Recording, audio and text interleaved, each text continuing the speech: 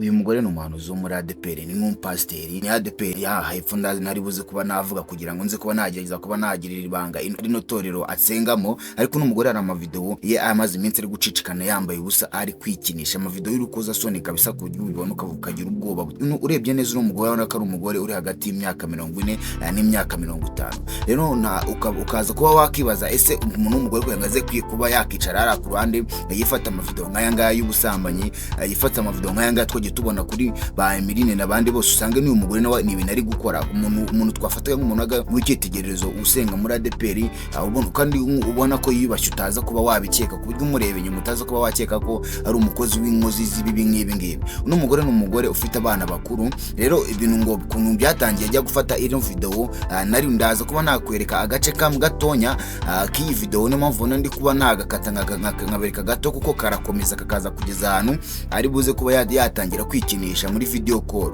Byaje kuba byatangira gute rero kugira ngo agere kuri rwo kuza ngo gutangira kwikinisha kugeza ubwo ino video yatangiye kugenda icicikana. Gusa ino video iri kugenda icicikana no mu WhatsApp cyane, nago bari kwirinda kuba bayishira hano kuri za TikTok na hahe no ku Instagram, bitewe nuko hari itegeko ryasohotse rivuga ko uko tuzatubona no mashusho ngo y'abantu bakoze bino bibazo cyase bino ano makosa y'inkozi z'ibibi, uko zagenda ngo tuyashira hano kuri zira mbuga, ari nako leta izagerageza kuba yaduhiga ikaza kuba yaduhana. Niyo mpamvu nirinze kuba ino video nayishira no kumbuga nkoranyambaga zanjye ngwenda ngo uno mugore tumushire hanze, bitewe nuko ari itegeko rishobora kuba ryaza kuba ryamana ngo nuko nafashe uno muntu bakoze igikorwa nk'iki kibi, yigishije akorerwa nk'iki kibi, ari we wiyandaritse, nkaho nanjye nakamushize hanze ngo mwerekane n'ubundi isi imubone, hari kire kuba yatuburira abantu ngo umukozi w'Imana, kumbi atari umukozi w'Imana, ahubwo ngiye nkaza kuba navuga ati reka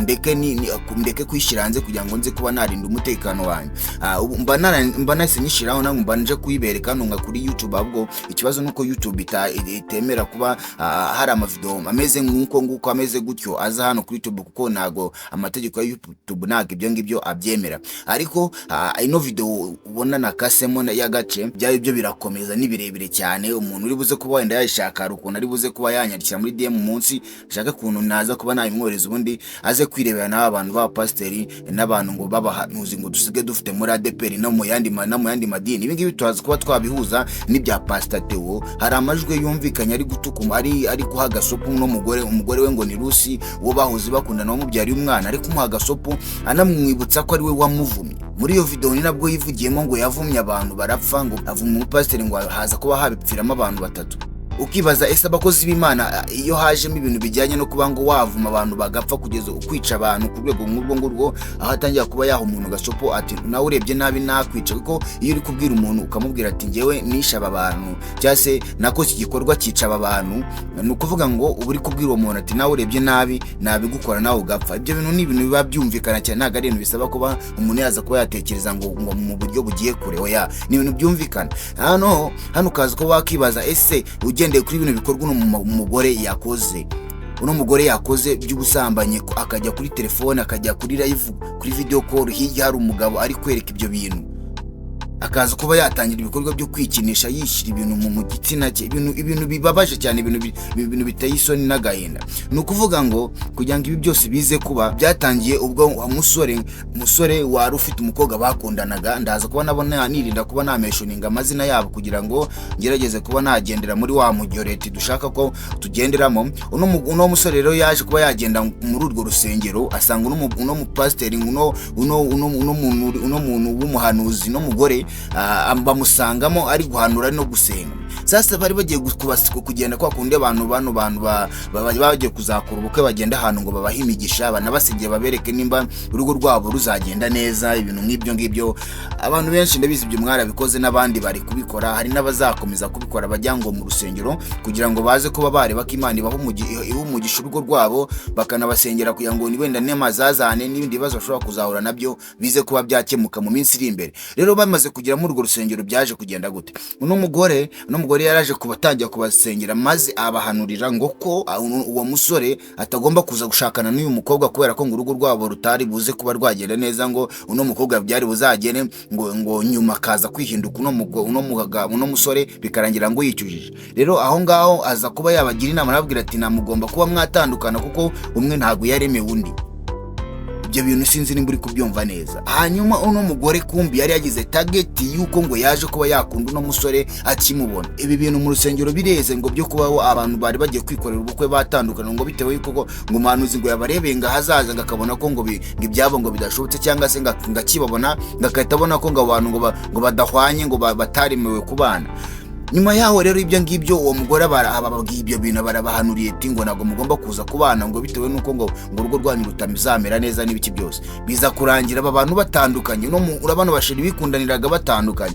Nyuma yuko batandukanye rero no muhanuzi no mugore ndi kubereka n'ubundi yaje kuba yakomeza kuvugana na wa musore wari umaze gutandukana na sheri. Ubwo mwibutse ko mu gutandukana bya byatewe n'uyu mugore bitewe nuko yari amaze kuba yabona ko yakunze uno musore amaze yigira inama yo kuza kuba yabatandukanye. Ndi kumva ahantu iri torero riherereye narivuga n'uyu mugore n'amazina y'inka yavuga ariko bikanyanga mu nda. Hanyuma sasa uno mugore yaje gukomeza kuba yakiyegereza uno musore agoma mwiyegereza biza kugera ku rwego uno mugore atangira kujya yifotora udufoto turi sex akatwereza uno musore akafotora nk'ita ko akifotora ibiki. Umusore akaguma akabyorera nyine yumva ko ngo wenda ngo bagumye babanya abasore b'iyi minsi nabo sinzi kuntu ibintu byaho ahantu bigeze mba mbona bimaze kugenda biba tumace cyane. Rero umusore akomeza ngo we kubona ko ngo ari ibintu bisanzwe, umugore akajya yifotora nk'ibera akarimwereka. Biza kugera kuri rwo noneho batangira kujya bahamagara na video call bavugana ngo nk'abantu bakumburanye. Urumva uno mugore yaje kuba yakivamo aramubwira ati naragukunze n'ibiki byose. Uno mugore rero byaje kugera kuri gatangira kujya amuhamagara video call yagiza akambara utuntu tugufi akamunyongera akajya mubyinira. Yamara kumubyinira umusore we ngakobona ngo ni ibintu bisanzwe ngo biraho ngaho. Nyuma yaho rero nibwo byaje kugera ku rwego rw'uko uno mugore atangiye kujya ajya video call kuko bakunda gukoresha video call cyane ngagatangiye kuba yakikinisha. Abikora rimwe gatatu ku nshuro ya kane nibwo uno musore ngo byaje kuba byamubana too much abona ko ibintu byarengeje urugero. Akajya noneho yumva yibuka titre y'uyu n'umugore ngo umupasiteri w'umuhanuzi yakibuka titre agahenda kakamwica. Avuga ati no ibintu kambishira hanze bimaze kuba too much nta muntu w'umuhanuzi ukwiye kuba yakora ibikorwa nk'ibi ngibi. Ubwo uno musore yaje kuba yafata umwanzuro wo gushora ino video nabuze ukuntu naza kuba nayigira ndende nkayibereka yose. Ndagira gusa akano gace ndi kwerekana agace gakomeza kugera ku rwego rw'uko uno mugore ari buze kuba yatangira kwikinisha anavuga n'ibindi bigambo byinshi cyane wumva ko ari ibintu bidahesheje Imana icyubahiro nyine wumva ko naho pasiteri bumurimo. Aho ngaho tukihari sasa reka tutwibaza ese te wowe wahamagaye uno mugore we amubwira no magambo reka nyakumvisha. Yewe ndabizi ko ndi umuvumyi. Ni uri umuvumyi watanje aho umva ikintu kira kukuba niyo umuvumo uzagira umugisha ku buryo uzajya kunguza niyo mifumo niba nkohereza uzi ko n'umuvumo njyewe reka nkubwire nimba ibyo umbwira ari byo biri kwanga ni izina ry'Imana ubwo naza mbeshya. Umva nyine ndatangira guhindura imvugo umva nyine navuga nabi ndanakuvuma nyine kandi ibyo nkubwiye kandi ibyo mvuma nyine biramfata none se sindi kubikubwira. Oya reka noneho n'abandi navumye byarabafasha ahubwo bamwe baranapfa. Oya yewe nakubwira abantu bapfuye ariko navumye yabinsabye bamubwiye ngo waravuma arahakana. Aje kugima gatwenda ko kurwana mbyandika kuri telefone arambwira ngo ngaho mvuma rega gatuza.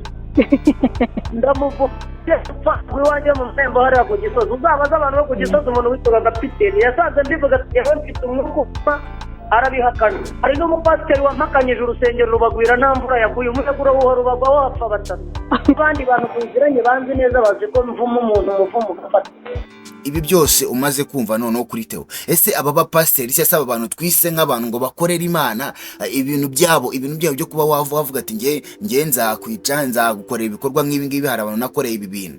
Ese ko tuzi neza ko iyo umuntu afite umutima ngo iyo afite umwuka w'Imana, iyo agize gutya akakurambikaho ibiganza byanga byakondo, wa mwuka w'Imana uri buze kuba wakujyaho, cyangwa se ari buze kuba yagusengera cyangwa yagukorera ibintu nawe bize kuba yabikwaturiraho bikujyeho.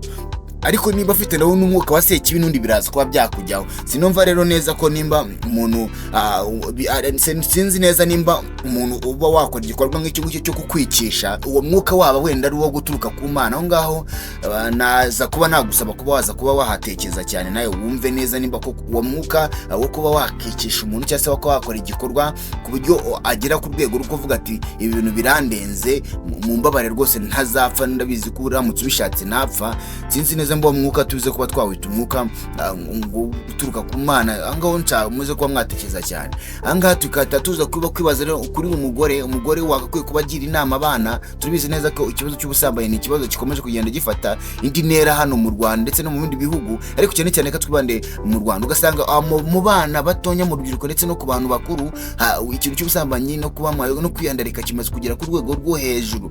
Murabizi ibintu mu mavideo yakomeje cicikana muri no mwaka ushize, yacicikaye amavideo menshi n'ibindi bintu byinshi cyane biri kundi rwego. Ariko kuri ubu ngubu ndabona bitangiye no kujya no mu bantu bakuze, batangiye kujya kuri rwa rwego rwa babakobwa ba Emeline n'abandi bose. Ibikorwa bakoraga none bitangiye kuba byagera ku bantu bakuru b'abacece, kuko nk'uyu mugore urabona ko ari umugore uri hagati, uri mu myaka za 40 za 50 kuzamura, ariko urabona ko yari muhuye mu nzu ntago wabibona yakwisha muri bya bitenge byabo, bishe muri ya shusho yabo yo kwitwa ngo n'abahanuzi ngo n'abapasiteri, ariko bakaza kuba mu gikari cyangwa se aho batari muri rwa rusengero bari buze ko bakora bya bikorwa bidahesha Imana icyubahiro, bya bikorwa bibi. Bivuze ko ibintu byabo kabisa, ibintu byabo bigeze kundi rwego. Ahangaha rero no tuba twatangiye kuba twavuga ati wendi Imana ikwiye kuba yagaruka vuba ikaza kuba yatabara, kuko abantu bashobora batangiye kuba batangira kuzana gushidikanya cyane mu bantu. Ahangaha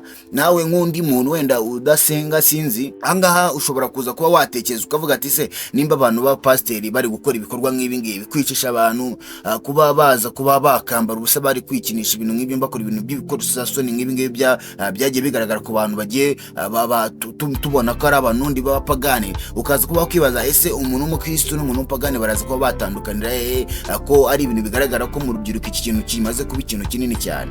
Ni vibe. Reka nkubitse rero kuza gukomeza kureba izindi video z'ubwenge hano munsi. Reka tuze guhura mu yindi video. Ciao ciao.